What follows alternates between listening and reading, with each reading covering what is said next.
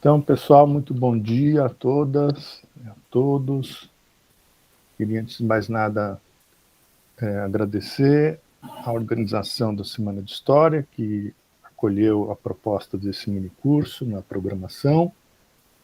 Queria agradecer também à equipe de monitores e do grupo de pesquisa Veredas Digitais, né, que se incorporou à comissão organizadora com a participação de estudantes de graduação e de pós-graduação, do programa PIBID, de extensão, de iniciação científica. Queria agradecer também a Caroline, nossa monitora, que vai nos acompanhar nesses 3 dias do minicurso, que vai nos dar aqui todo o suporte técnico para o desenvolvimento dessas atividades. E queria agradecer também o interesse de vocês por essa temática, pela disposição de estar aqui tão cedo, né? E me desculpar aqui pelas minhas atrapalhadas com a apresentação do PowerPoint. Então, eu vou fazer uma apresentação de alguns tópicos através desses slides, e nós podemos ir conversando durante a apresentação, e podemos também conversar depois da apresentação sobre esses temas ou outros que vocês tenham interesse, que tenham despertado curiosidade, né, durante a apresentação. Então, a minha intenção aqui é mais que a gente tenha a oportunidade do diálogo, né, da conversa, a partir de algumas ideias e algumas formulações, e então vocês fiquem bastante à vontade para se manifestarem. Como eu estou sem o contato visual com vocês, vocês podem se manifestar pelo áudio, ou pelo chat, ou através aí dos comandos de tela, né, que a Caroline faz, então, a mediação. Tá? Então, vamos dar início. Eu queria começar falando um pouco do título, né, dessa nossa conversa, e para muitas pessoas pode ter ficado com um tom um pouco enigmático, né, porque são palavras e expressões que têm muito pouca circulação, né, no âmbito do nosso curso, né, da nossa disciplina, História. Então, o meu primeiro desafio aqui vai ser justamente procurar demonstrar os canais de comunicação, né, desses temas com o conhecimento histórico, com o ensino de história, com a pesquisa, né, e as práticas sociais e culturais, levando em conta essas duas expressões, né, inovação e grupos criativos. Então, antes de dar sequência, eu consulto vocês se vocês têm algum esclarecimento, alguma dúvida inicial, alguma observação, antes de iniciar essa exposição. Vocês podem se manifestar diretamente ou através aí da mediação da Caroline, tá? Se vocês não tiverem nada a declarar nesse momento para solucionar qualquer dúvida ou encaminhamento, nós podemos prosseguir. Tudo bem? Então, vamos lá. Pode prosseguir, professor. A primeira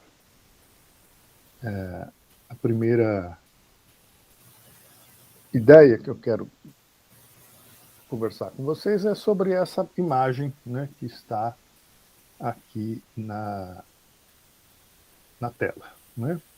do slide, né? Essa ilustração é uma pintura, uma tela, né? De mais ou menos 40 por 50, uma tela, vocês estão vendo aí, que reproduz, né, um grupo, né, de homens reunidos em torno de um tabuleiro, né? A gente vê que são pelas vestimentas e principalmente pelo uso do chapéu, que é um grupo de homens, né? Essa ilustração, desculpe, foi concebida por esse artista plástico, Jairo Rodrigues. Ele é professor de história também e artista plástico nessa cidade, Santa Maria da Vitória, no interior da Bahia. E uma parte representativa do seu trabalho artístico é justamente esse trabalho entre o figurativo e o abstrato do cotidiano, né, dessa região, dessa localidade, que é uma localidade rural, né? Então, nós temos aqui um grupo de trabalhadores rurais. Nós temos esse grupo reunido em torno de um jogo, né, de tabuleiro, provavelmente um jogo de damas, né? E todo jogo tem sempre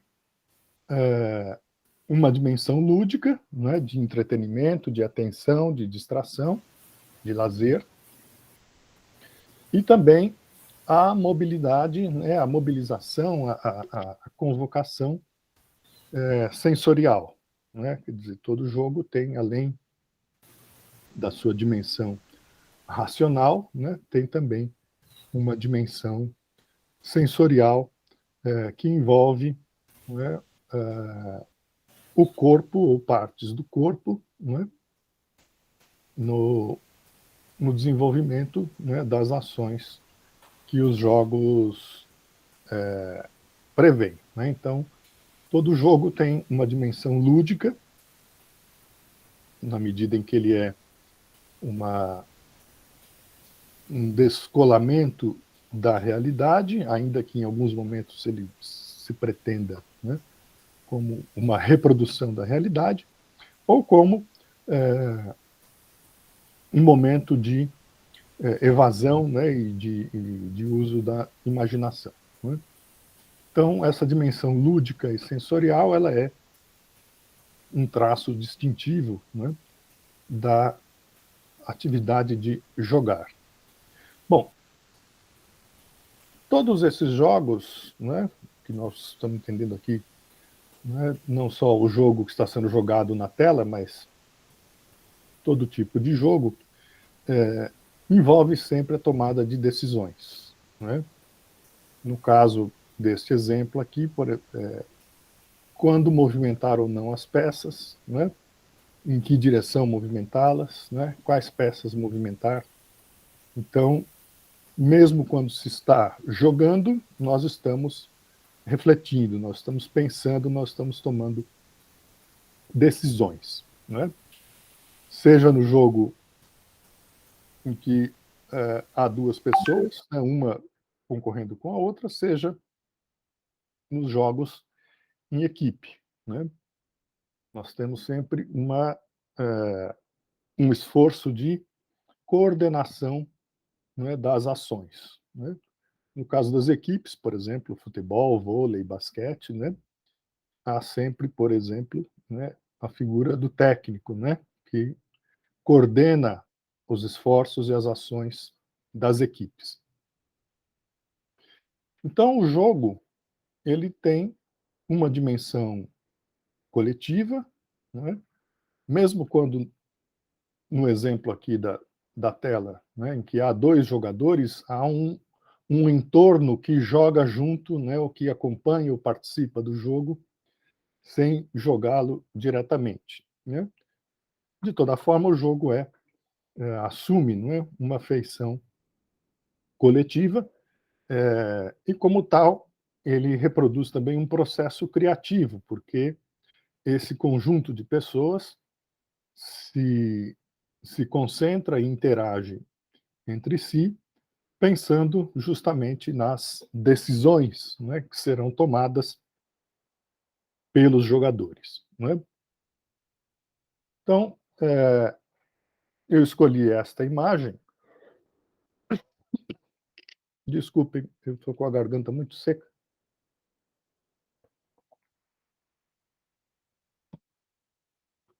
Eu escolhi esta imagem justamente porque ela sintetiza esses elementos, né, que permitem nós reunirmos essas variáveis, né, para pensarmos os grupos criativos e inovação. Então, dando sequência aqui, eu trago outras duas telas desse mesmo artista, né? A da esquerda do visor, né, uma tela de 1980, um grupo de música, né? E ao lado no direito do visor, uma representação abstrata em que nós vemos músicos e trabalhadores, né, como que flutuando, né, na flor da água, ao lado de várias atividades aí de trabalho, né? Então nós temos a representação da barca do São Francisco, né, inclusive com a presença de uma carranca. Né, essas eram barcas de faziam comércio fluvial, né, transportavam dentre os portos fluviais, né, mercadorias variadas. Nós temos no lado esquerdo um canavial, né, a representação de um canavial, a representação de um tacho de engenho, né, para a produção de rapadura e de cachaça, tem até ali umas garrafinhas. Né. Nós temos um boi estilizado, né, logo abaixo das garrafas. Nós temos no canto inferior direito uma árvore ressecada com alguns troncos, né, a praia, que são da atividade de reparo, né, dessas embarcações. Então, tudo isso num cenário, né, de fluvial, né, a gente vê aí o curso d'água, e nós vemos outras representações, aí sim, então, de pessoas, principalmente músicos, né, tocando instrumentos, e de trabalhadores. Né? Então, vejam que, além da tela ser bastante colorida, né? No caso do grupo de música, a gente vê aqui também que os músicos estão com suas roupas do cotidiano, né, o que significa uma reunião ocasional, né, dessas pessoas para compor, né, o grupo musical. Então, eu considero essas telas bastante emblemáticas para a gente pensar a articulação entre arte, ciências e humanidades, entre o trabalho, jogos, entretenimento. Né? Nós podemos lembrar, né, que há uma série de atividades de trabalho que são acompanhadas por cantos, né, pela marcação do ritmo dos movimentos do corpo, né?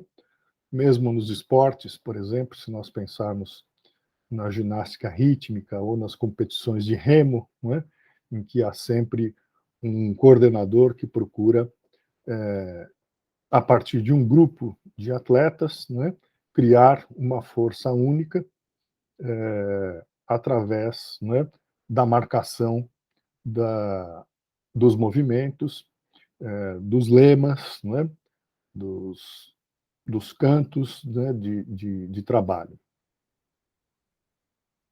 Então, nós temos uma explicitação aqui do convívio interativo, né, entre imaginação, diversão, lazer, trabalho, não é? Entretenimento, jogos, né? Lazer e conhecimentos, né? E pensamento. Todas essas atividades envolvem organização, planejamento, decisões, né? Organização e coordenação da equipe, divisão de trabalho, divisão de funções, divisão de papéis. Né? Quem chama a nossa atenção para todos esses, para pensar esses elementos, é esse sociólogo italiano, Domenico De Masi. Ele é um sociólogo do trabalho, professor na universidade na Itália. Imagino que ele esteja aposentado como professor, mas segue ativo enquanto sociólogo e estudioso, não é? do tema. E o Domenico De Masi fez toda a sua carreira, a sua formação inicial, profissional, como sociólogo do trabalho, o que significava, na geração dele, que nasceu em 1938, a sociologia do trabalho industrial. Né? A Itália, depois da Segunda Guerra Mundial, passa por um processo rápido e intenso, né, de reorganização da sua economia, de reconstrução da sua economia, e se torna uma dinâmica sociedade industrial. Então, Domenico De Masi, entre os anos 60 e os anos 80, vai ser um estudioso, né, das relações e das condições de trabalho, principalmente do trabalho industrial, no modelo, né, da indústria moderna. Né? A partir dos anos 70 e dos anos 80, ele acompanha, né, o debate em torno da introdução, né, das mudanças tecnológicas nas plantas industriais, no aprimoramento de máquinas e equipamentos, de processos gerenciais, administrativos e produtivos, e isso chama a atenção do Domenico De Masi para a mudança em curso e que ele vai caracterizar, né, não só ele, mas toda uma corrente na sociologia do trabalho, vai chamar do trabalho pós-industrial, da sociedade pós-industrial. Né? O que significa a sociedade pós-industrial, em termos do trabalho, né? De organização do trabalho? É que a máquina vai deixando de ser o centro da atividade produtiva, a máquina que, desde a Revolução Industrial, no século XVIII, na Inglaterra, havia se tornado a protagonista, né, da economia industrial, deixando o ser humano, né, numa posição subordinada de mero operador, né, e reparador das máquinas. A partir dos anos 70, o que nós vemos no trabalho industrial é o aporte crescente, incessante, de tecnologias e de aprimoramento tecnológico nos processos, nas técnicas, nos equipamentos, nos espaços, né, nas relações de trabalho. Então, a máquina vai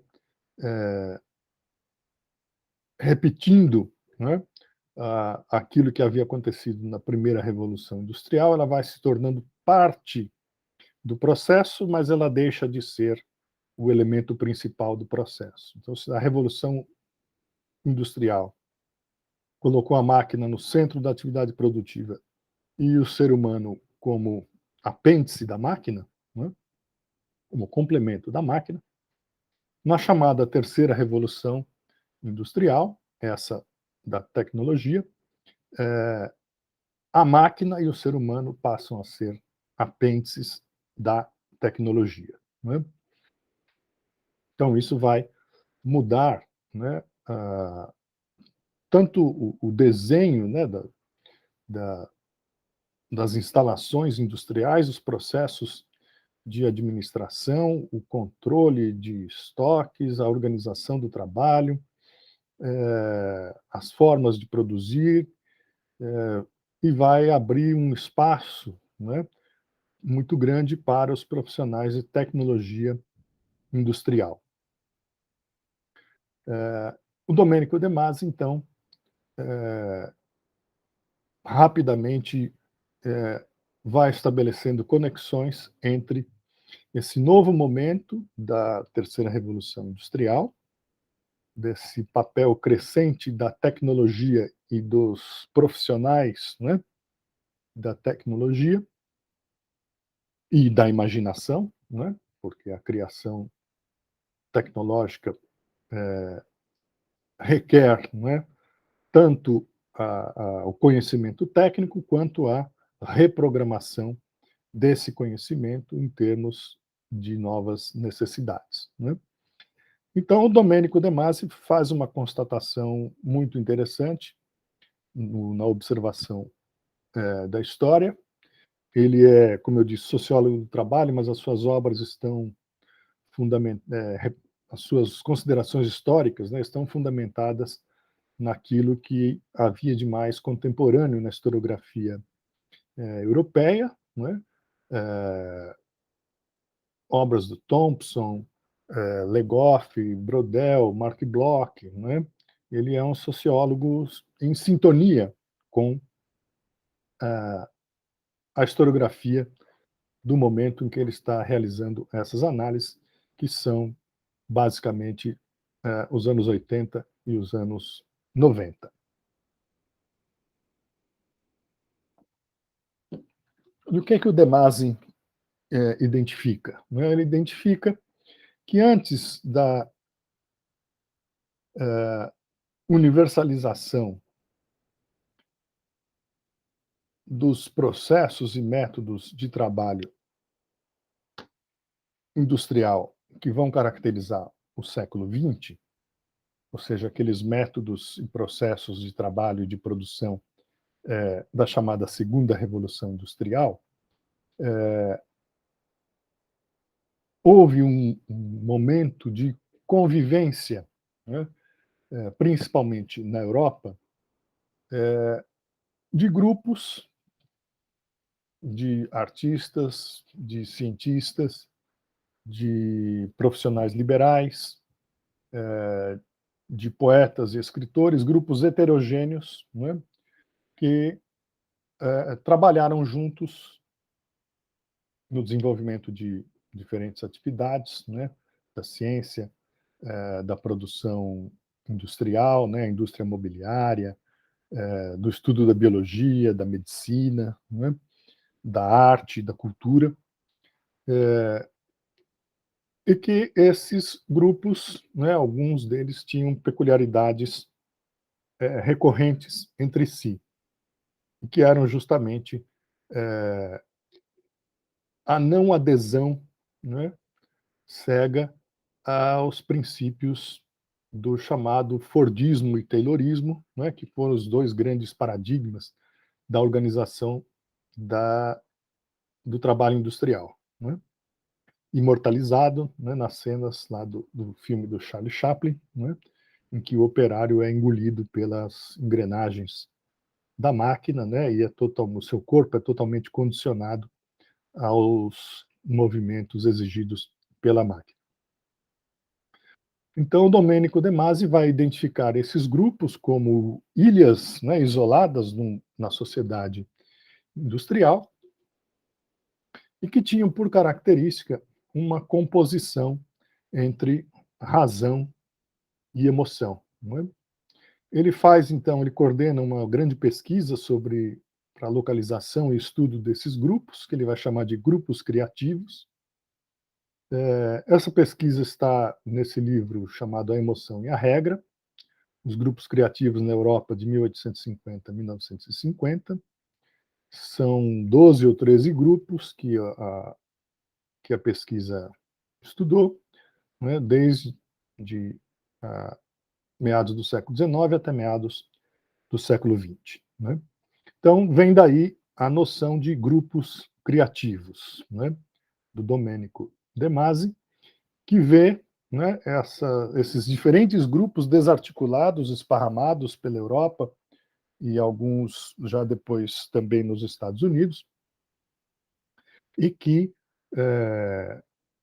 funcionaram e sobreviveram, né, à margem da sociedade industrial e o seu modelo de organização de trabalho e de produção.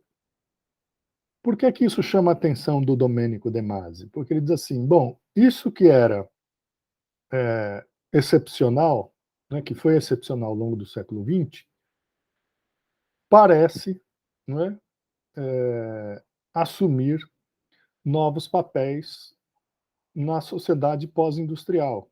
Ou seja, aquilo que foi visto como excepcional e como ponto fora da curva do trabalho industrial, diz ele, na verdade, eram estratégias que a terceira revolução industrial, que é a sociedade pós-industrial, estão transformando em tendência, né, de organização da produção e do trabalho. Nós podemos voltar a isso aqui, tentar sintetizar rapidamente para nós não podemos seguir adiante, né? Então, ele tem essa afirmação aqui, devemos dar vida a inúmeros grupos criativos, não é? Por que essa profissão de fé nos grupos criativos do Domenico De Masi? Né? Diz ele, porque essa é a marca, não é? Essa é a hipótese de trabalho dele, né? Esta é a marca da sociedade pós-industrial e do trabalho pós-industrial. Não é? Não vai ser mais um trabalho repetitivo, né, do homem como apêndice da máquina, mas vai ser um trabalho criativo do ser humano como criador, né, de tecnologia que vai acionar as máquinas. Né? Então,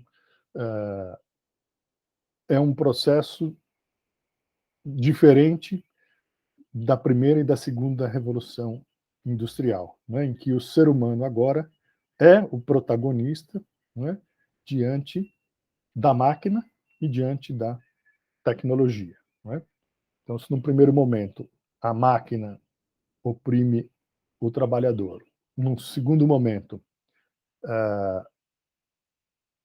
o gerenciamento tecnológico do trabalho e da produção subordina a máquina e o ser humano, na sociedade pós-industrial, ao contrário, o ser humano terá, né, o protagonismo no controle da tecnologia e, consequentemente, no controle da máquina. Né? O maior e melhor exemplo, mais completo, está aí ao alcance das nossas mãos, né? Talvez sejam aí os smartphones, né? E agora também os computadores de pulso, né? Como se fosse um relógio, né? Então, vou passar aqui adiante. Se vocês tiverem alguma observação ou comentários, podem se manifestar, mas eu vou voltar a essa questão do trabalho com mais vagar na nossa conversa de amanhã, certo?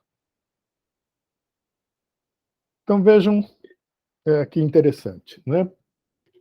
Eu fui xeretar nas bibliotecas da Unesp como é que era a receptividade do Domenico De Masi nas nossas bibliotecas. Né?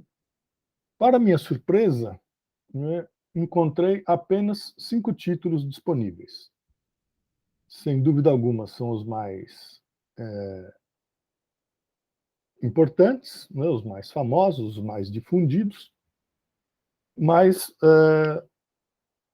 há outros títulos, né, e eu não imaginava que tivesse uma inserção tão pequena, uma presença tão pequena na nossa biblioteca, considerando o número de edições que cada uma dessas obras tem, né? Por exemplo, essa mesmo que eu coloquei aqui, A Capa, a Emoção e a Regra, é a 9ª edição, né? Mas ela já tem muito mais do que isso. O livro é a edição brasileira de 1999, né? Então, vejam, o livro mais difundido e talvez o mais lido é O Ócio Criativo, né? Pelo título bastante instigador, né? É um livro, o livro é uma longa entrevista, então ele também não é um livro, ele é um livro fácil de ler, porque ele tem um tom coloquial e um tom de síntese de ideias e de proposições do De Masi. Esse título está disponível em 9 bibliotecas da nossa universidade. Depois nós passamos para O Futuro do Trabalho. Esse é um livro bastante específico, né, porque é uma discussão sobre a história e a sociologia do trabalho às vésperas, né, das mudanças, né, da globalização e da transição para o que ele chama a sociedade pós-industrial. Então, esse é um título, do ponto de vista empírico e teórico, bastante relevante, né?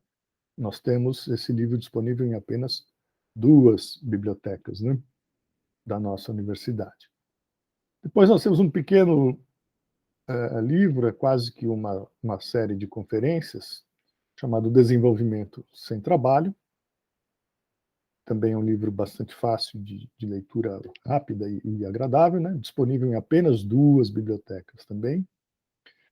O livro A Emoção e a Regra, que para nós, profissionais da história, tem um interesse particular, porque é justamente o estudo daqueles grupos criativos que eu mencionei há pouco, está disponível em apenas uma biblioteca, né? A Biblioteca do Campus de Assis. E o livro A Sociedade Pós-Industrial, esse sim, um livro também muito importante do ponto de vista de um retrato do que seria a sociedade pós-industrial nascente, né, e as suas tendências. É um volume grande, também coordenado pelo De Masi, com a participação de muitos autores e autoras, né? Está disponível em uma única biblioteca, que é a Biblioteca de Assis. Então, vejam, na nossa universidade, que tem 34 unidades e 20 e tantas bibliotecas, apenas uma dispõe de 5 títulos, que é o campus de Assis. O campus de Bauru dispõe de 2 títulos.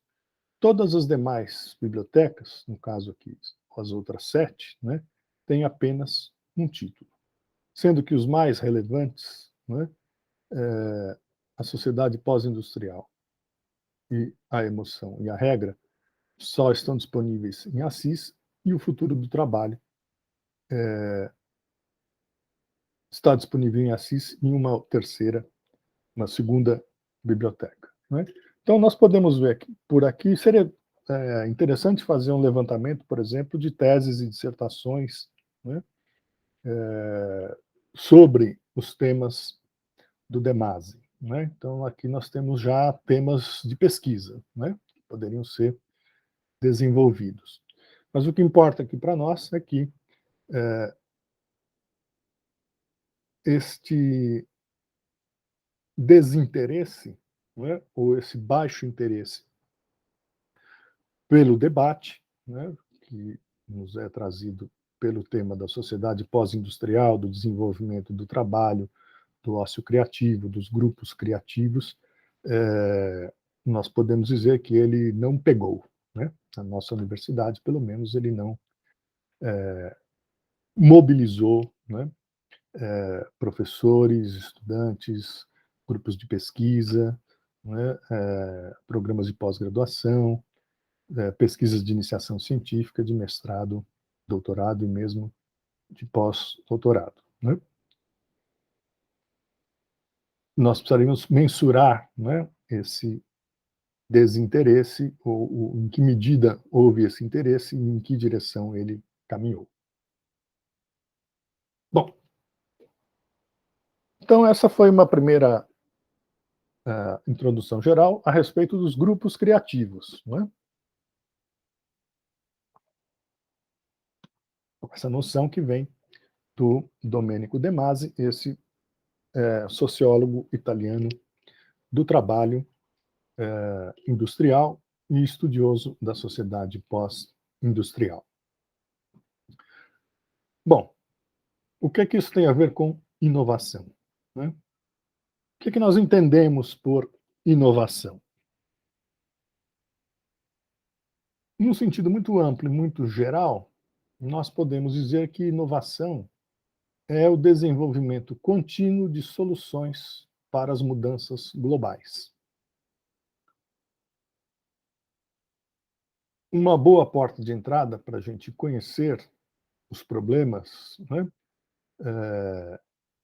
trazidos pelas mudanças globais é a leitura da Agenda 2030, né, das Nações Unidas, que estabelecem 17 Objetivos de Desenvolvimento Sustentável e 169 metas a serem cumpridas com a finalidade de tornar efetivos, né, realizados, né, esses objetivos, os chamados ODS. Né? Na Agenda 2030, aparece o tema da inovação e podem ser considerados como inovadores tanto pessoas quanto instituições e até mesmo sociedades, né? Sociedades inteiras podem estar mobilizadas em torno da inovação científica, cultural, tecnológica, né? Um bom exemplo, nós podemos, né, pensar no caso do Japão, dos tigres asiáticos, né? De Israel, da Índia, né? Da Alemanha, né? Em que os temas da inovação e de busca de soluções, principalmente tecnológicas, né, para as mudanças globais, são consolidados e já existem há muitos anos. Né? Isso quer dizer que qualquer ser humano, pela sua própria condição inerente, né, pode ter atitudes, comportamentos, orientação, né, preocupação de ordem inovadora. Né? Podem ser cozinheiras, cientistas, gestores de políticas públicas, educadores, universidades, ONGs, governos, empresas, partidos políticos, né, sindicatos, associações, igrejas, enfim. Onde haja um grupo de pessoas, tende a haver algum tipo de inovação, principalmente se essa for uma decisão consciente, né, e elaborada. Vocês devem estar se perguntando o que é que esses dois utensílios de cozinha bastante conhecidos, né? Quem mora em república ou mora na moradia estudantil ou está ocupando um pequeno apartamento durante os estudos, né? E tem o hábito ou familiaridade com a cozinha, já deve ter visto esse utensílio, né? É o chamado lavador de arroz, né? Algumas pessoas usam também para preparar o macarrão, né? Então, ele tem duas peças, né? Acopladas, uma espécie de vasilha em que o alimento é depositado, misturado à água, um processo de lavagem, e com um movimento de inclinação, o alimento se desloca para esse outro recipiente, né? Afunilado e que tem uma pequena peneira embaixo que permite que o escoamento da água, né, com os resíduos e com a sujeira que eventualmente possa estar presente no alimento. Né? Esse é um utensílio, então, bastante conhecido, muito popular, né, muito útil. Né? Quem passou pela cozinha e recorreu a ele conhece, né, a praticidade, né, do escorredor de arroz. É um utensílio muito barato que a gente encontra em qualquer supermercado, mesmo as pequenas vendas, né, os pequenos mercadinhos quase sempre têm esses utensílios de cozinha, não é?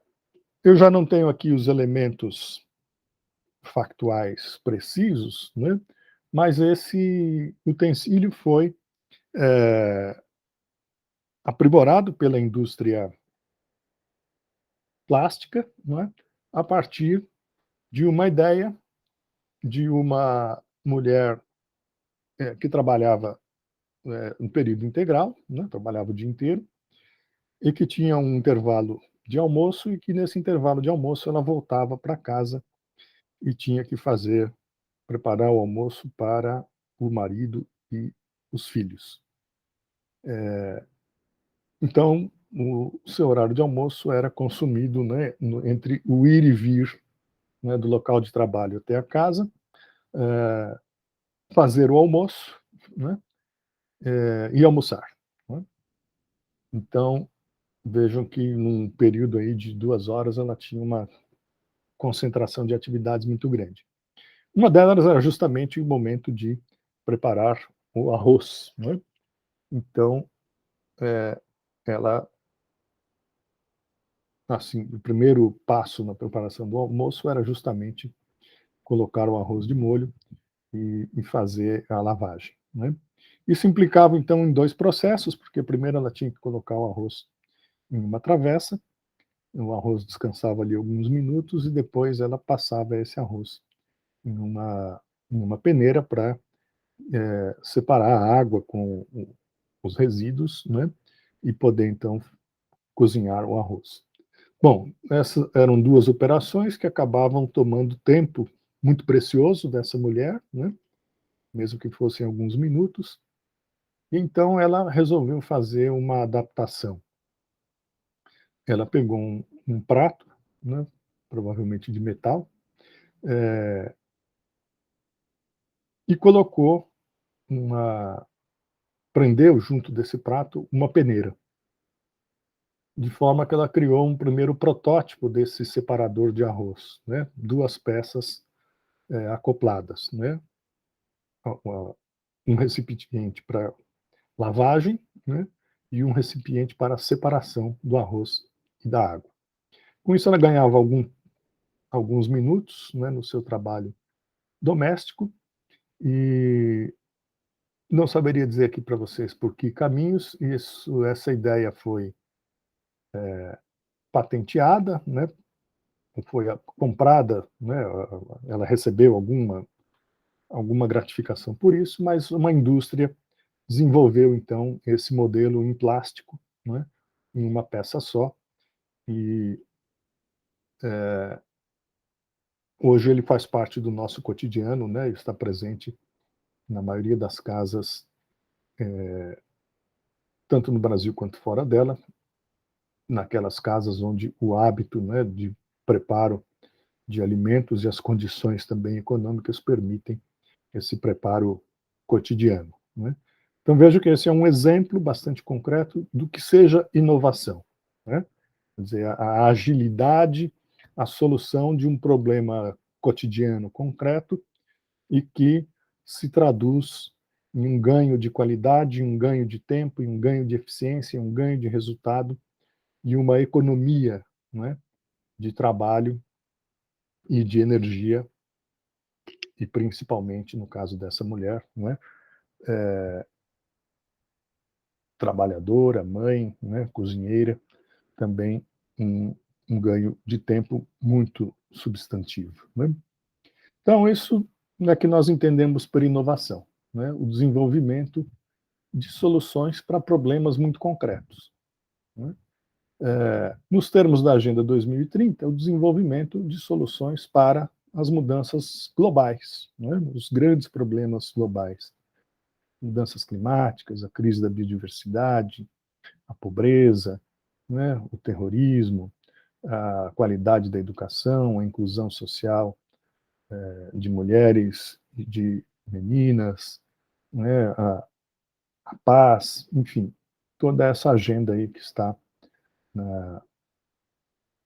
contida nos Objetivos de Desenvolvimento Sustentável. Quando nós falamos, então, de inovação social, nós estamos falando de desenvolvimento de soluções para problemas sociais, bastante concretos também. Então, no caso brasileiro, nós temos uma experiência muito bem sucedida, né, que é o caso da economia solidária. Né? Nos anos 80, no Brasil, a crise internacional desencadeada com a segunda alta do petróleo, né, em 1979, e que vai atingir os países da América Latina de uma forma muito agressiva, e que ficou conhecida como a crise da dívida, né, da dívida externa, porque a alta dos preços internacionais, principalmente do preço do petróleo, né, gerou um impacto no endividamento dos países latino-americanos, com instituições internacionais e países credores, né? E essa crise, então, alimentou uma onda de desemprego, né? E de queda no ritmo da economia, né? Queda na produção, um achatamento de salários, desemprego. Então, nós tivemos, na primeira metade da década de 80, uma crise econômica e social muito profunda na América Latina e, particularmente, no Brasil. Né? Diante dessa situação, uma entidade da Igreja Católica, chamada Caritas, eu acho que ela, inclusive, conta com a participação de outras igrejas, além da católica, mas, enfim, é uma entidade internacional religiosa, né, cristã, de apoio à assistência social no mundo todo. Né? A Caritas, então, vai financiar e estimular programas de assistência, né, às comunidades,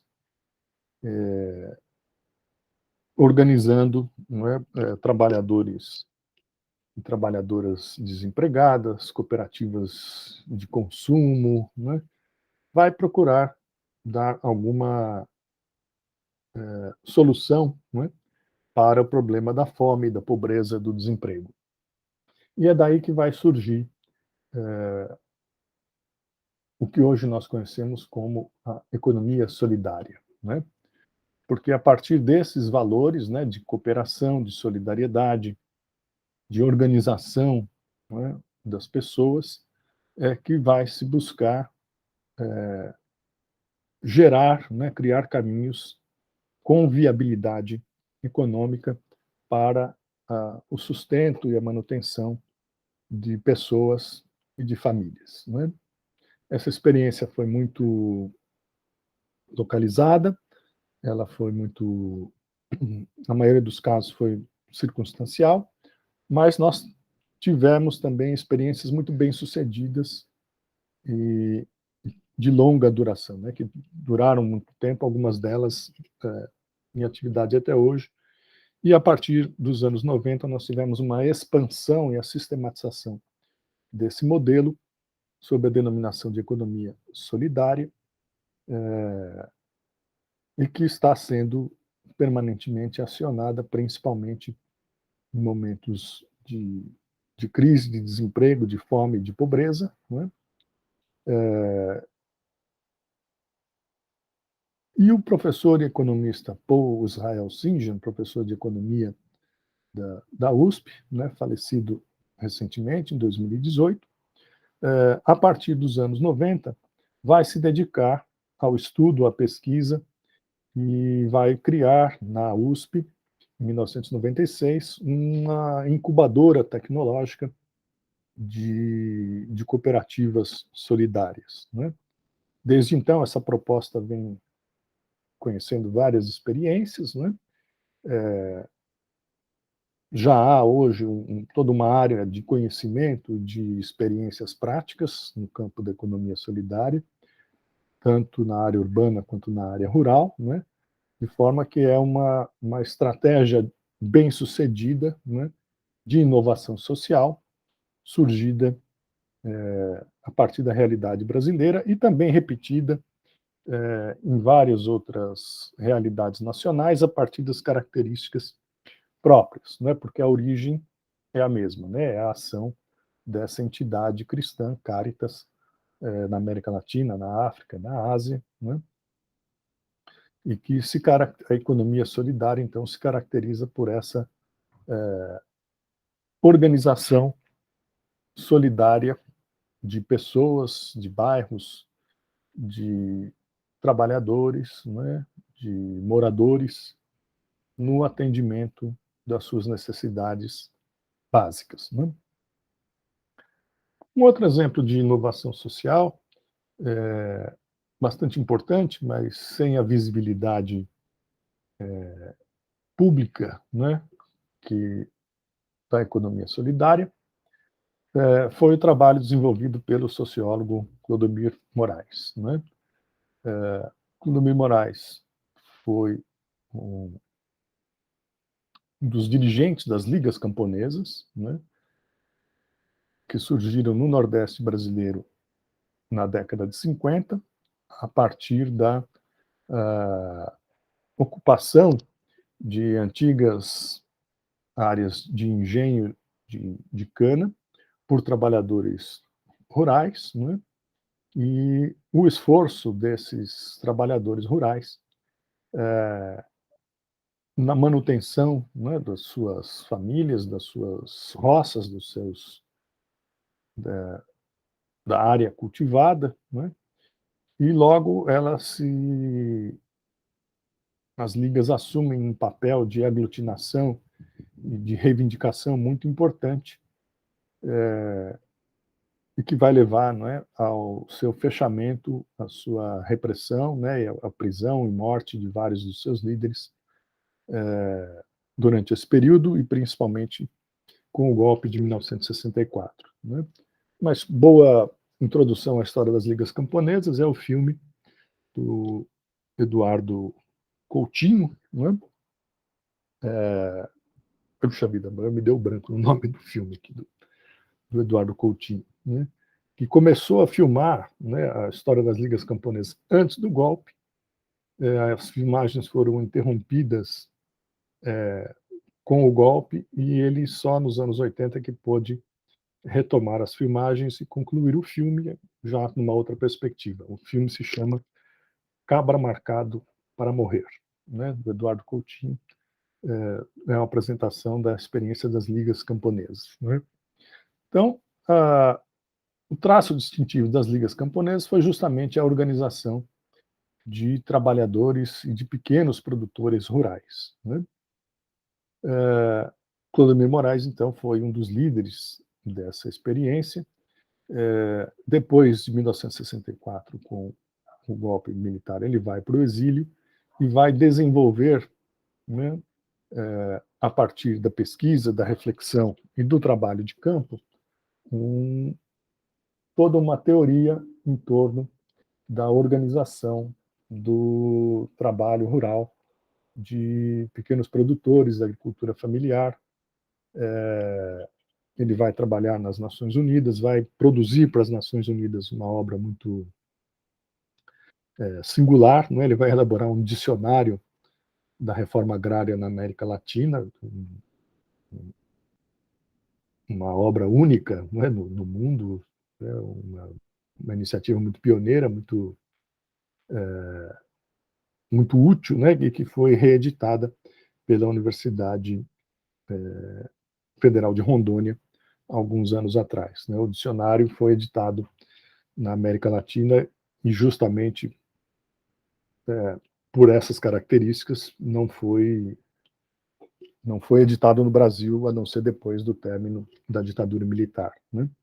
O Clodomir Moraes volta ao Brasil em 1986 e ele vai se dedicar agora à experiência que ele formulou ao longo dos seus 20 anos de trabalho no exílio, né, em países da África e da América Latina, em programas e projetos de reforma agrária, vai se vincular ao movimento do Sem Terra, né, que prestou essa homenagem a ele quando ele faleceu. Tem aqui a bandeirinha do MST, né, e um retratinho do Clodomir Moraes. E o Clodomir Moraes desenvolve, então, uma estratégia que é o Laboratório de Organização Social, né? Então, ele cria uma experiência de organização social a partir da ideia de da reprodução, né, experimental de uma série de atividades que envolvem, né, o cotidiano de uma empresa cooperativa, né? Então, investimentos, gestão de recursos, organização de pessoas, produtividade do trabalho, previsão, né, de aquisição de matérias-primas, equipamentos, profissionais e, principalmente, comercialização e distribuição de renda, né? Então, o Laboratório de Organização Social foi uma experiência realizada em vários pontos do Brasil, desde a volta do Clodomir Moraes ao Brasil em 86 até o seu falecimento, né? E agora já não mais como uma estratégia exclusivamente voltada para os produtores rurais, né, e trabalhadores rurais, mas envolvendo também a área urbana e com foco na redução do desemprego na área urbana e rural através da organização de cooperativas, né, de forma que o Laboratório de Organização Social cumpre um papel semelhante à ideia de incubadoras, né, de empresas cooperativas do professor Paul Singer. Falamos também de inovação cultural, né? Aqui eu vou pegar um exemplo que está estudado no livro A Emoção e a Regra, do Domenico De Masi, como um grupo criativo. É a escola Bauhaus, né, que funcionou na Alemanha entre 1919 e 1934. A Bauhaus pretendia formar, né, profissionais com múltiplas habilidades, né, nas áreas de arquitetura, de decoração de interiores, de funcionalidade dos espaços, de criação de peças funcionais, né, ao mesmo tempo valorizando uma dimensão estética e criativa muito grande, de forma que o objetivo da Bauhaus era justamente associar a produção de mercadorias em grande escala, em escala industrial, mas, ao mesmo tempo, que essa produção em larga escala preservasse, né, os valores da criatividade, da funcionalidade e da beleza estética, né? Então, há todo um chamado programa Bauhaus, né, de organização da vida social, principalmente dos bairros e das cidades, né, com a integração dos elementos da paisagem, por exemplo, e que a gente vê nesse selinho aqui que está no canto inferior direito da tela, né, a recuperação da proposta da Bauhaus na nova Bauhaus europeia, né, prevista para ser lançada em 2022,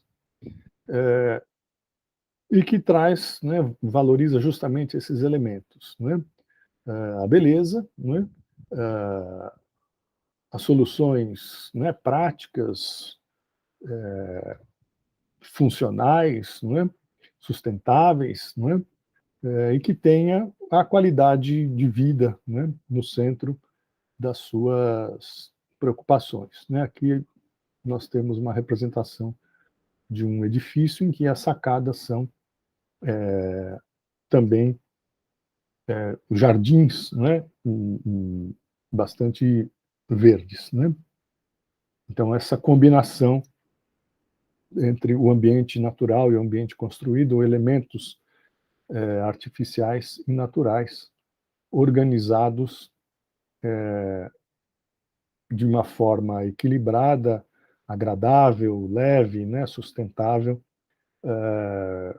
dando uma situação, uma sensação, né, de conforto, de leveza, de paz, né, nos ambientes, seja nos ambientes de moradia, né, residências e bairros, seja nos ambientes de trabalho, como oficinas e escritórios, né? Então, aqui nós temos um exemplo de inovação cultural. Quem tiver interesse pode ler o capítulo sobre a Bauhaus, que está no livro do Domenico De Masi, né? E a proposta da União Europeia para uma Bauhaus, né? Para a União Europeia a partir de 2022, está anunciada no documento de cooperação, né, internacional da União Europeia para o período 2021-2023. O documento também está disponível online. Bom, falei da Agenda 2030, né? Então, aqui nós temos o Objetivo de Desenvolvimento Sustentável número 9, que estabelece metas, né, para a sua realização, envolvendo a indústria, inovação e infraestrutura. Então, vocês vejam que a palavra inovação aparece explicitamente, né, já no título desse Objetivo de Desenvolvimento Sustentável, né? Como é que a inovação aparece neste objetivo, né? Para que haja inovação, são recomendados, né, alguns procedimentos articulados, né? Promoção da pesquisa científica, do desenvolvimento de tecnologias industriais, o incentivo à inovação, né, que começa justamente por saber o que é inovação, para que ela serve, como ela se produz, né? E é aqui que está o DNA do nosso encontro dessa semana, né? Para que haja inovação, é preciso que as pessoas saibam o que é inovação, para que ela serve e o que ela pode nos oferecer, né? E o que os grupos criativos representam, né, ou podem representar em termos de inovação, particularmente de inovação social e inovação cultural, né? Para isso, nós precisamos ampliar o número de profissionais, né, tanto em pesquisa científica quanto em desenvolvimento, né, o famoso PD, né, pesquisa e desenvolvimento, pesquisa científica e desenvolvimento tecnológico, né, para as indústrias, para os processos administrativos e de gerenciamento, né? E para que haja também esses elementos, nós precisamos ter mais investimentos, né, em pesquisa e desenvolvimento. Usei a palavra gastos aqui para caber no slide, né, que investimentos tomava todo o espaço. Então, isso está previsto aqui no Objetivo de Desenvolvimento Sustentável, número 9, da Agenda 2030. Nós podemos, então, pensar a inovação a partir de 3 vertentes, né? Primeiro, a inovação é ação prática, né? Ela é realização, é expressão da criatividade humana e do trabalho, né? Então, a inovação não é apenas a idealização, a formulação, a criação, não é, de uma solução. Ela precisa ser posta à prova, não é? Daí essa demência, né, da competição das chamadas startups, né, de um comportamento predatório, né, de recolher iniciativas e patenteá-las, né, e convertê-las em mercadoria rapidamente, né? Então, ela tem uma dimensão prática, de expressão, de realização. Ela pode ser vista como um campo de pesquisa e desenvolvimento, não é? O que é inovação, qual é a sua trajetória, o que ela representou, não é? Então, o Domenico De Masi, sem dúvida alguma, aqui surge como uma referência, né, o trabalho de pesquisa que ele realizou e que ele coordenou com as suas equipes. E a inovação é também uma esfera da cultura, é um fenômeno social. O que nós entendemos aqui por inovação tem, no máximo, 200 anos. Né? Ela surge com justamente o desenvolvimento da primeira revolução industrial. Né? Então, hoje, muitos autores falam, né, na criação de ambientes inovadores, ecossistemas inovadores, sociedade da inovação, né, sociedade da criação, economia criativa, trabalho criativo. Né? Então, a inovação como como um valor, né, e como uma atitude, né, social e cultural. Vejam que a inserção, né, do tema e a presença ou ausência do Domênico De Masi nas nossas bibliotecas são indicadores que chamam a nossa atenção. Né? Bom, como é que isso chega até nós, não é? Que estamos na universidade? Caroline, por favor, como é que estamos de tempo? Hein? Eu estou com um pouco de receio aqui de falar demais. Professor, são 9h16. Puxa vida. Então, em vez de eu ficar falando aqui, eu vou deixar esta pergunta, como é que isso nos toca, para a gente conversar amanhã. E a gente conversar um pouco sobre o que foi dito até agora, senão eu fico falando aqui e nós não temos a, a oportunidade de conversar, não é? Pode ser, pessoal? Pessoal, pode falar no chat também, viu?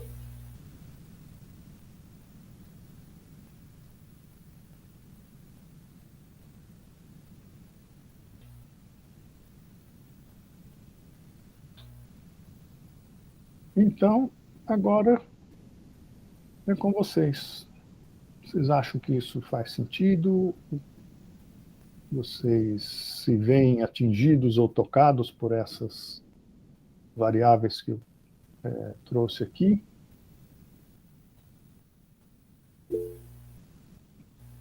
Oi, Danilo. Opa, bom dia. Bom dia. Quando você tinha mostrado o escorredor de arroz lá, aí Não. às vezes eu penso que esse negócio de inovação aqui no Brasil é sempre uma beleza meio trágica, assim, sabe? Porque, por exemplo, que nem eu tinha visto um rapaz, assim, eu não lembro de qual favela do Rio de Janeiro, mas enfim, lá esses aplicativos de entrega não chega nada, nenhuma empresa lá, né? Porque ninguém quer arriscar. Então aí ele resolveu montar o próprio esquema dele de entrega, tipo, lá dentro. Tipo, e ele pega uma bicicleta e fica subindo e descendo rumo numa bicicleta. Óbvio, para a comunidade dele foi tipo, super produtivo, né? Porque, enfim, aquilo não chegava lá. Mas é aquele negócio que eu falei, é uma beleza trágica. Porque Sim. justamente é a ausência de alguma coisa que fora daquele mundo tem.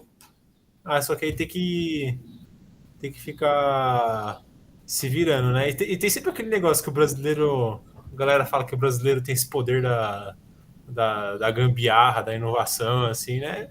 E pra mim é uma beleza meio trágica, né? Até tem, mas tem porque ele não tem o que deveria ter, né? Tem, não pelos canais que deveria ter, né? Como você disse aí. Existe uma tentativa de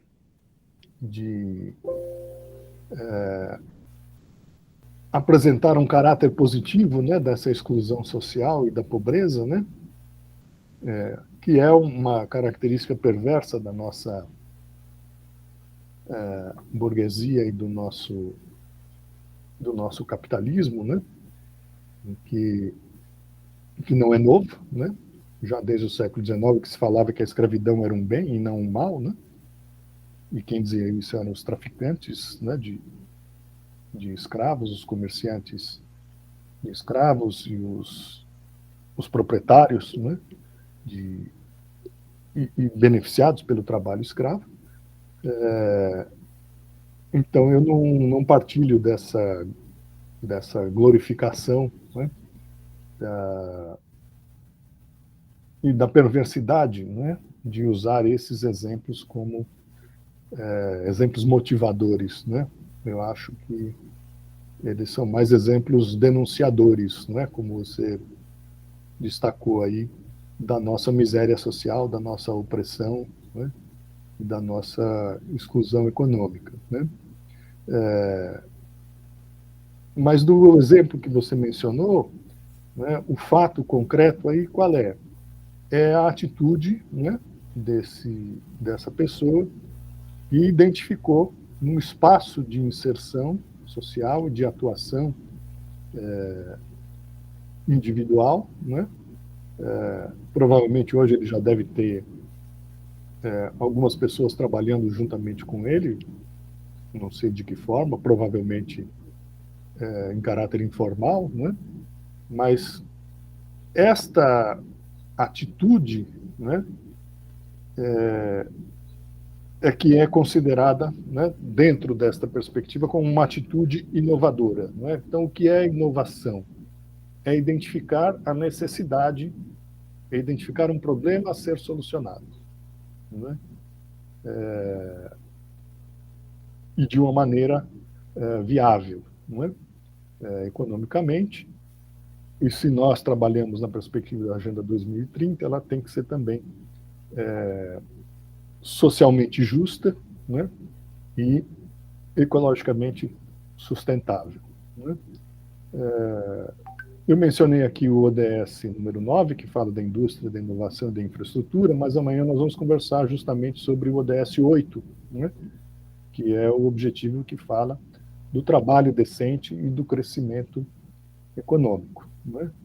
Então, essa situação que o Danilo mencionou aqui, muito feliz, né? Muito oportuna, muito perspicaz, porque ela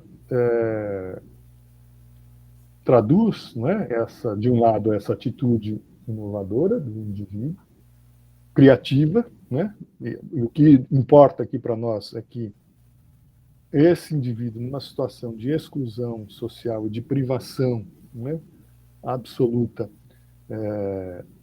ele recorreu ao pensamento, à criatividade, à sua auto, né, valorização enquanto indivíduo criador, enquanto sujeito da sua própria história, né, sujeito do seu destino. E isso é que nos interessa. Né? Quer dizer, em que momento esse momento criativo é acionado? O que me faz pensar, Danilo, no seguinte: se numa situação de exclusão tamanha como essa, nós temos situações tão criativas, você imagine se nós tivéssemos uma sociedade onde a desigualdade de renda não fosse tão grande, né?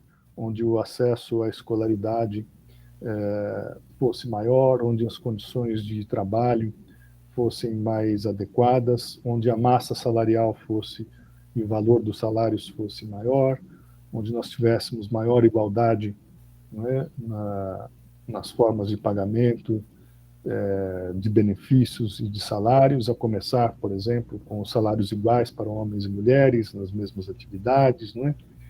Enfim,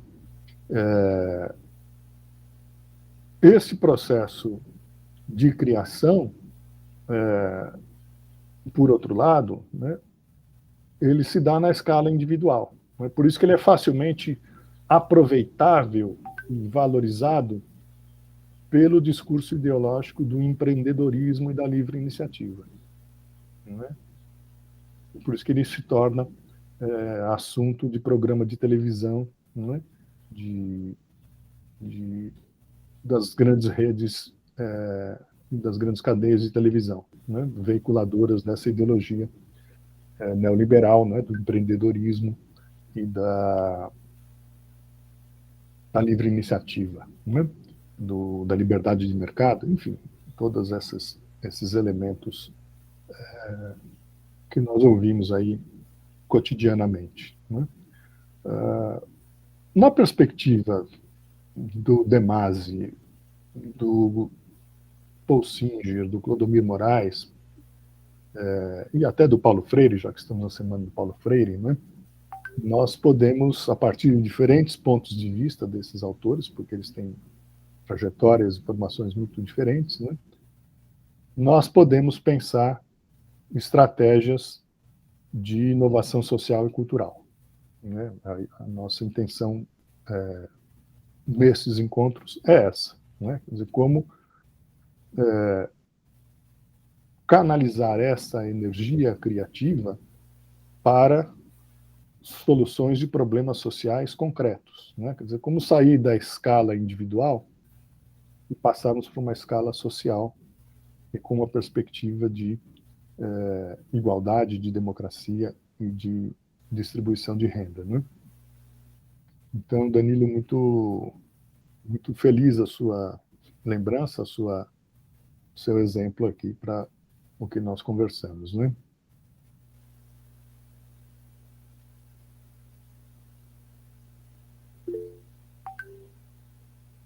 Oi, Cíntia. Ô, professor, conversando aqui, né, vendo o minicurso e quando eu me deparei com essas leituras do Domênico, eu me lembrei de uma experiência que a gente teve em 2017 ainda, com a empresa Júnior.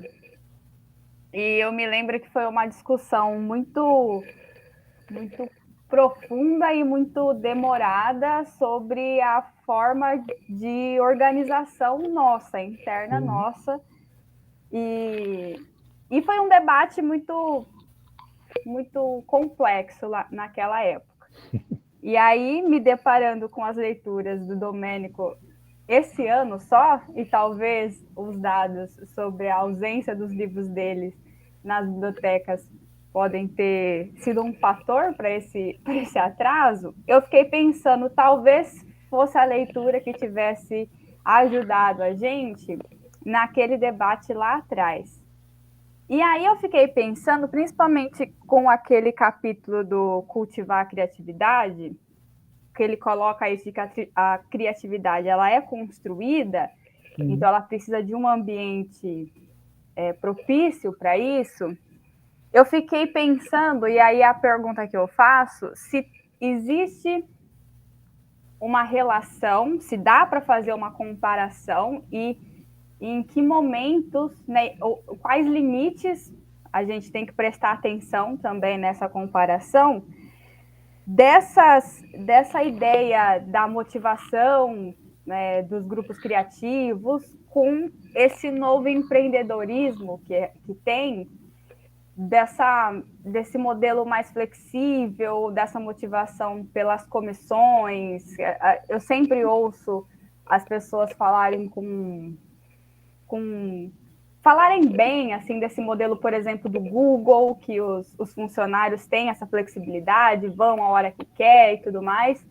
Se dá para fazer uma comparação com essas ideias do Domênico, e quais os cuidados que a gente tem que tomar também com esse tipo de análise, dessa forma, né, com esse processo de criação desse empreendedorismo atual, assim. Essa é a minha dúvida.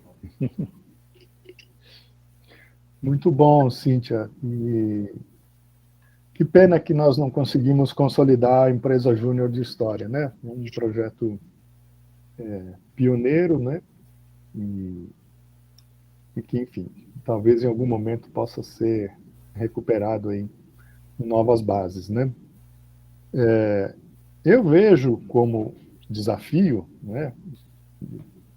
Tentei antecipar um pouco isso, dialogando aqui com o Danilo, né?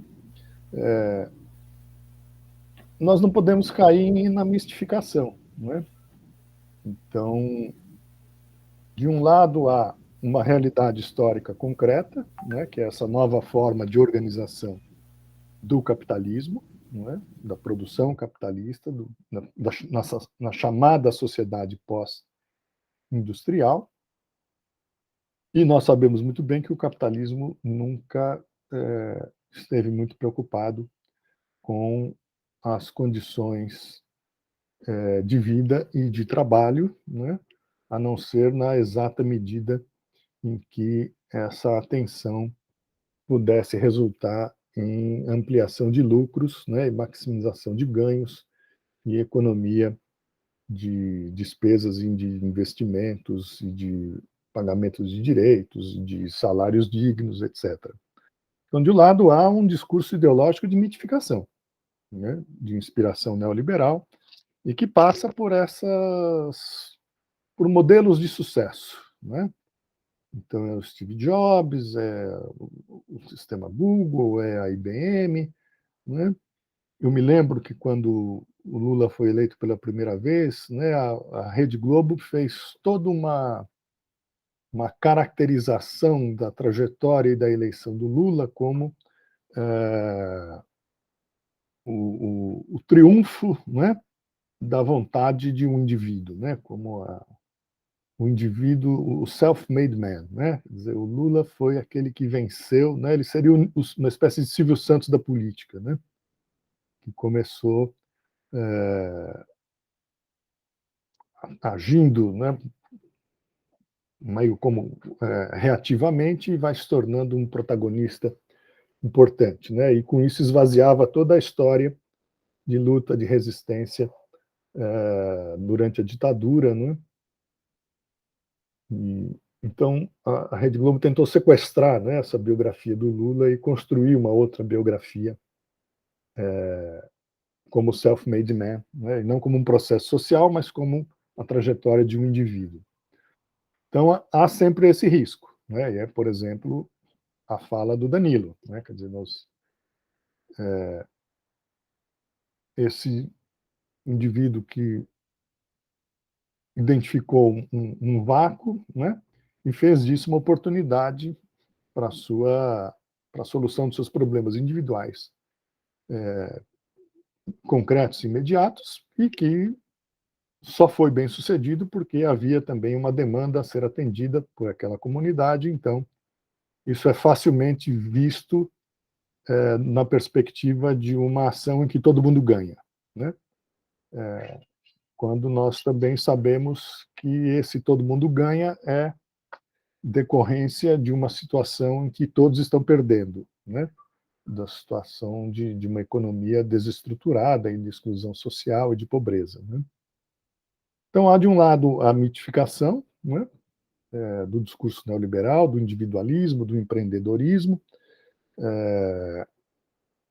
da desresponsabilização, né, pública e privada com relação às condições de vida e de trabalho, né, quer dizer, cada um faz o que quer, do jeito que quer e onde quiser, né, então, quem tem computador trabalha com computador, quem não tem trabalha com bicicleta, né? Quem não tem nada não trabalha, né? Então, esse é um risco, e a minha intenção aqui, ao propor essa discussão, foi justamente de trazer isso para uma outra perspectiva, né? Que é de pensar em termos de reforma social e de atendimento, né, das metas do desenvolvimento sustentável a partir da realidade na qual nós estamos vivendo histórica concretamente hoje, né? Eu gosto muito de um raciocínio do Antonio Gramsci, né, esse pensador italiano tão instigante, né? O Gramsci dizia, em síntese, o seguinte: assim, se partir do ideal é o primeiro passo para não se fazer nada, né? Então, ele sugeria a inversão disso, né? Você tem que partir do real, você tem que partir do concreto, porque a partir do concreto você pode dar um segundo passo, né?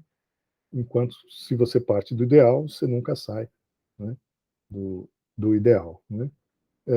E, nesse sentido, a formulação do Gramsci vai também de encontro a que dizia o Paul Singer, né, de se construir, né, as alternativas à economia capitalista já dentro do capitalismo, e principalmente na periferia, né, do capitalismo, onde os efeitos perversos, né, da economia capitalista são mais visíveis, são mais amplos, são mais doloridos, mais explícitos, mais cruéis, né?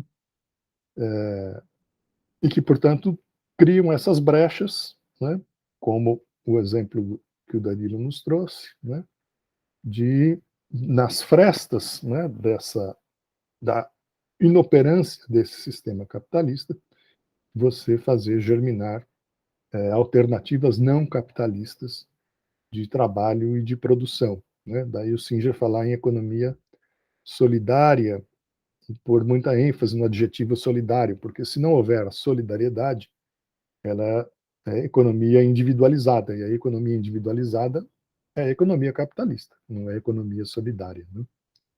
Ela é o self-made man, né? É o empreendedor, é a livre iniciativa, né? Então, para nós que estamos na área de educação, cultura, cidadania, né, de meio ambiente, das relações internacionais, da cooperação, da sustentabilidade e também da inovação, porque ela é um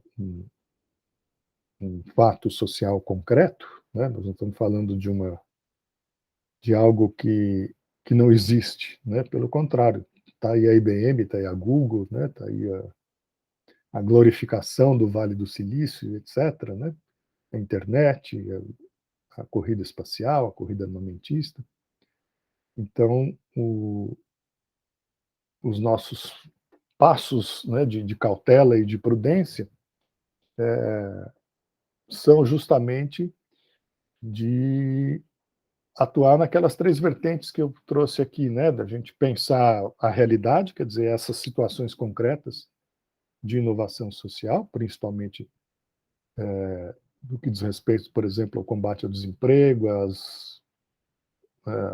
à organização das cooperativas, né, enfim, a proposta do Singer, do Clodomir Moraes e outras, da Bauhaus, né? Então, considerarmos estas experiências, termos esse fato como um objeto de estudos, né?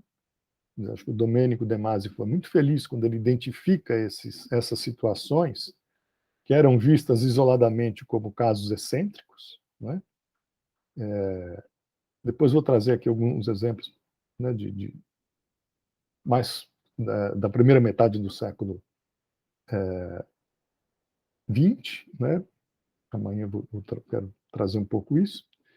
E a terceira vertente, né, da gente pensar isso, que sociedade pós-industrial é essa de que nos fala o Domênico De Masi, né? Porque há outras leituras também do que seja uma sociedade pós-industrial, ou uma sociedade do conhecimento, né? Então há aí um debate das ciências humanas que precisa ser feito a partir dessas variáveis, né? Então, para concluir, Cíntia, porque eu também vejo que eu estou me estendendo aqui, a nossa primeira, vamos dizer assim, o nosso primeiro mandamento, né, é a atenção, né? Atenção para não cair no discurso da livre iniciativa, do empreendedorismo, né, e para o ideário neoliberal, e atenção para a gente valorizar aquilo que precisa ser valorizado, né, a experiência histórica concreta e as possibilidades que elas guardam de transformação, né? Aí o Domênico De Masi é para nós interessante, porque o que seria uma versão brasileira de A Emoção e a Regra, né? Quais seriam os grupos criativos que nós poderíamos listar no Brasil? né?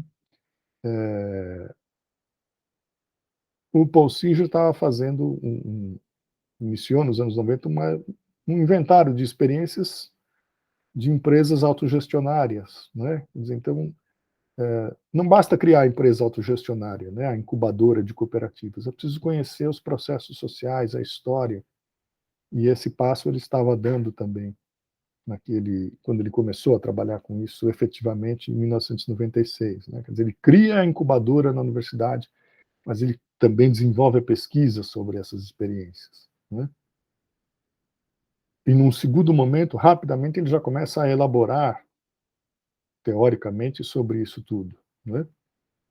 Ele vai repensar o socialismo a partir da experiência da autogestão, né? Isso no espaço de 2 anos. Em 96 ele cria a incubadora e em 1998 ele já publica o livro Uma Utopia Militante, né? Quer dizer, como fazer do trabalho nessas brechas do capitalismo canteiros, né, experimentais, viáveis, né, de economia alternativa, né, ao capitalismo, que era também um pouco a proposta das ligas camponesas, né, de como maximizar a produção dos assentamentos rurais, dos pequenos agricultores, né, e aí a reivindicação de direitos trabalhistas, como aposentadoria, né, como assistência previdenciária, enfim, a valorização social daquele conjunto de trabalhadores, né? Quer dizer, a formulação de políticas públicas, né? O reconhecimento de direitos de cidadania e até de direitos humanos, né?